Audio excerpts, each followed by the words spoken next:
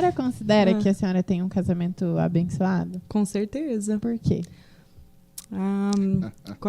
Eu achei que você ia falar alguma coisa. Por quê? Gabi, porque, assim, acho que desde o início, a gente... É lógico que a gente não tem um casamento perfeito, a gente não é perfeito, né? A gente tem nossas falhas e graças a Deus que a gente tem a graça de Deus e o Espírito Santo para ir nos moldando, né?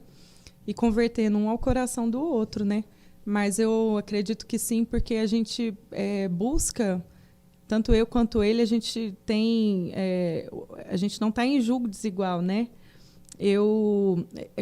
Quando eu comecei a namorar ele, algumas pessoas próximas chegaram a falar assim, nossa, mas você tem certeza que você vai namorar um missionário? Porque, nossa, não vai ter muito dinheiro, né? Não tem nada ainda, né? E tudo mais. E muita gente chegou a falar, assim, falava para os meus pais, e glória a Deus pela vida dos meus pais, que isso não era o centro da preocupação deles. Eles queriam que o meu relacionamento fosse abençoado mesmo. Então, isso que eu busquei e a gente busca até hoje. Assim, a nossa base como casal tem que estar em Deus. A gente começou a entender lá no comecinho do casamento, a gente fez aqueles cursos para casais, tudo, né? Casados para sempre. E entendendo que eu tenho que buscar a felicidade dele, tenho que fazer ele feliz e ele tem que buscar a minha, né? Porque se eu estiver buscando a minha e ele a dele... A maioria de muitos casamentos no mundo estão assim, cada um busca a sua e são duas pessoas estranhas convivendo. Então, assim, o nosso casamento ser abençoado reside no fato de que nós dois tentamos buscar a Deus para ser melhor um para o outro, né? Cada dia mais. Com falhas, a gente erra muito, a gente tem falhas, mas, assim, a gente tem que ter prontidão em se arrepender, pedir perdão e voltar atrás. Isso, para mim, é uma bênção, né? É uma bênção você poder confiar que, nossa, eu confio inteiramente que ele tá buscando o melhor para a família, para nós. Ele confia em mim também dessa forma. Então, isso, para mim, é a maior bênção de todas, né? A gente está buscando a Deus para servir melhor um ao outro, né? Pastora, nós sabemos, né, que biblicamente o homem ele é o líder, né? Ele é o chefe do lar. A senhora, eu queria que a senhora nesse momento então nos desse dicas, pelo menos para as moças que estão nos assistindo, dê pelo menos aí 3 dicas para que a mulher seja a esposa auxiliadora, né? A mulher de Provérbios 31.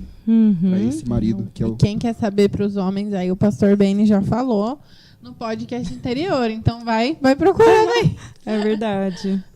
Olha, a palavra fala que a mulher tem que ser submissa, né, ao esposo. E muita gente pega esse versículo isolado e fala, eu vou me submeter, eu vou estar debaixo, eu não quero estar debaixo, mas ao mesmo tempo a mesma palavra fala que para Deus a mulher não está embaixo do homem no sentido de importância ou prioridade. Ela está lado a lado com ele, mas tem papéis que cada um desempenha. Que são condizentes com a sua condição, com a função, sua vocação como homem e mulher. Então, a mulher ser submissa, a mulher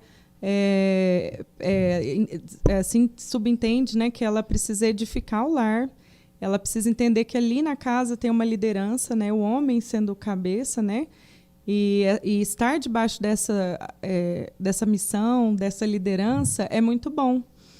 Porque isso gera um ambiente de proteção. Então, é uma proteção que você tem do seu marido em relação a você e seus filhos. Então, muitas vezes a gente vê mulheres querendo estar no mesmo patamar ali de liderança e dá muito conflito, né? Porque não é assim, né? 2 lideranças ali conflitando. E não é uma liderança, gente, que é autoritária. Que vem de cima para baixo, eu estou mandando, você tem que fazer. Não é assim, tem conselho, tem conversa. A mesma Bíblia ali que fala da submissão da mulher, ela fala também que o homem deve amar a esposa como Cristo amou a igreja, entregando-se por ela, dando a vida em favor dela, né? Então, é maravilhoso isso, assim. Você falou 3 dicas, né? Eu acho que eu me perdi. Mas é tudo isso, assim. Não sei se foram 3, mas eu acho que no meu entendimento, discernimento é isso, né? Amém. Deus é 3, Amém. né? É olhar para todo esse contexto, né, de família e entender que é tudo Um privilégio. para o nosso bem, né, como discípulo de Cristo. É um Deus quer que a privilégio. gente esteja bem, né? Sim, já tiveram muitos momentos que eu quis ali estar em pé de igualdade, bater de frente, não eu que decido e tudo. E isso não gerou bons frutos, né? Porque acho que quando um homem não está desenvolvendo o papel dele ali, ele não vai conseguir abençoar o lar. Quando a mulher não está dentro do papel, desempenhando o papel dela, ela não abençoa o lar, ninguém é abençoado, os filhos, então, assim, tudo isso tem que estar em consenso. Questão financeira também, dinheiro é dos dois. Então, por exemplo, um dos pontos que pega muito em casamentos, né? Não, eu tenho meu dinheiro, você tem o seu. Eu pago essas contas, você paga essas. Isso, meu Deus, se a gente casou, tudo ali, gente, é uma só carne. Claro que você tem que ter sua individualidade. Por exemplo, o Zé Beni tem bons amigos que ele conversa e que eu não participo das conversas. Tem os momentos dele. Eu tenho amigas também que eu converso e não necessariamente ele vai participar das conversas. A gente tem individualidade. Mas, sendo uma só carne, a gente tem que entender que ali é tudo o mesmo objetivo. Né? Então, a gente casou para ter tudo em comunhão. Não tem esse negócio, eu tenho senha no celular, você não sabe a minha senha. Né? Eu tenho meu dinheiro, você não sabe quanto que eu tenho no banco. Meu Deus, não dá. Né? Não tem isso na sua casa. Não pode ter, né? Em casamento, se você quer um casamento cristão e um casamento debaixo da bênção de Deus, não dá para ter vidas separadas. Casamento não tem relação com vidas opostas, né, separadas. Uma coisa que a pastora Laura disse muito interessante sobre submissão se vocês tiverem oportunidade, procurem um sermão do Paul Washer sobre a mulher bíblica, o casamento bíblico.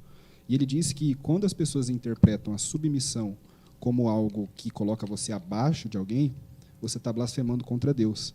Porque a mesma Bíblia diz que Jesus, mesmo sendo Deus, era submisso ao Pai, era submisso a Deus. E eles eram no mesmo nível, no mesmo valor, o próprio Deus. Então, o que a pastora coloca é muito interessante. Homem e mulher são iguais perante Deus, mas com funções diferentes. Papéis diferentes. E ela disse muito bem que quando isso não acontece, há divisão na casa. E a própria Bíblia também diz que um reino dividido contra si não subsiste. A pastora colocou isso muito bem. Eu fiquei curiosa. Gosto muito do Paul Washer. Fiquei curiosa para saber, assim, desculpa se eu tiver meio tatu, assim, querendo cavar demais. Mas a questão de discussões, assim, como que vocês lidam, se vocês resolvem bem as discussões, enfim, desentendimentos, opiniões diferentes. Então, hoje em dia a gente tem 3 crianças, então acaba que a gente fica muito ocupado, no nosso tempo é meio escasso, então a gente busca resolver mais rápido, porque a gente não vai ter ali todo o tempo do mundo para poder conversar e discutir. Então, não dá para ficar muito tempo ali brigado ou discordando um do outro, né? A gente busca resolver mais rápido. Mas, inicialmente, ali no casamento, porque casamento é muito interessante, né? Cada um vem com uma cultura. Então, ele veio com a cultura da casa dele, da família dele, eu vim com a da minha família, e ali a gente está construindo uma nova cultura. Então, sempre vão ter, né, desentendimentos ali de opiniões, e a gente tenta... Eu lembro que no início, às vezes ele ficava muito calado, assim, quando a gente discutia alguma coisa e ele ficava chateado comigo de alguma forma, ele evitava conversar. Aí eu li um texto, pastor Jeremias Pereira, eu acho, você conhece? Não conheço, pastora. Eu já ouvi pastor falar, Jeremias, mas eu nunca li algum texto dele. Eu não lembro de onde ele é, acho que ele é presbiteriano. E eu lembro que ele fez um texto, ele faz uns textos meio engraçados, assim, muito sobre casamento. E ele fez um texto que eu achei muito engraçado e mandei para ele, achei muito legal, que ele falava assim, Zezão. Ele chamava de Zezão, né? O homem e a mulher de Dona Menina. Ele, olha, Zezão, se a coisa esquentar, se vocês brigarem, seja o primeiro a buscar reconciliação, porque como homens, o nosso chamado é para ser linha de frente, é para liderar, é para buscar a reconciliação, e mesmo que isso doa o ego, fira o ego, mesmo que você ache que você não está errado, mas você deve ter a iniciativa da reconciliação. Eu mandei para ele, e foi bem legal esse texto, porque ele ficou pensativo, tudo, e ele entendeu que o Zé é muito assim, de receber. Deus fala muito com ele, assim, e ele absorve rápido, né? Eu acho que ele é muito de sim, não. Sim, também, né? muito sério em relação a isso, né? Então ele absorveu e falou, é verdade, verdade. Então a partir daí, amém. A partir daí, ele busca, sempre que se a gente discorda, discute, alguma coisa assim, a gente sempre tenta fazer isso de forma respeitosa, sem xingamento, sem, né, se exasperar. E ele vem atrás, muitas vezes, eu vou também, mas a maioria das vezes ele vem buscar a gente se reconciliar e se entender melhor, né? É isso. Que verdade. fofos.